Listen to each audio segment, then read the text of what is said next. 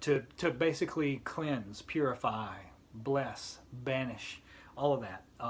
Vinegar does that. And whenever you mix it with the herbs, you're making an incredibly potent wash that you can use. You could either take it internally.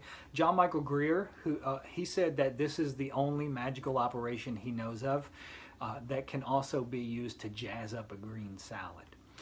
Because you can take it in and there's no harmful effects whatsoever. Other interesting things about vinegar is it is incredibly disruptive to etheric energy. You know, I was talking to somebody recently about things like how energy moves and how sometimes it doesn't move, and when it doesn't move, it creates pockets of stagnation on the astral or etheric level of reality.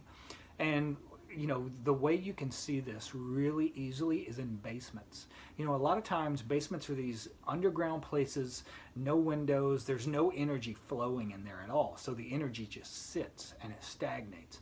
And a lot of times this is why basements can feel so creepy. You know, even if there's nothing in your house, it's not a haunted house or anything like that, you still may feel this feeling of creepiness when you go into the basement, and it's because it's that stagnant energy has built up and accumulated down there. Vinegar, John Michael Greer talks about how you can actually use vinegar to clear that. All you have to do is pour it in a bowl or a saucer, and it should be the white vinegar for this. Pour it in a bowl or saucer and leave it in those areas and let it evaporate. It's something to do with the acid.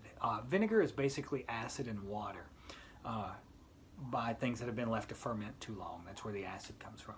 But that acid is what it is that disrupts etheric energy. Any acid will do it, but this is, if you're going to have, you know, bowls of acid sitting around your house, you want to have the safest thing you possibly can, so you want vinegar. Let me think if there's anything else about that. He actually says, John Michael Greer says you can use it in cases of haunting too. And I've also, you know, like to clear the house, washing everything in it.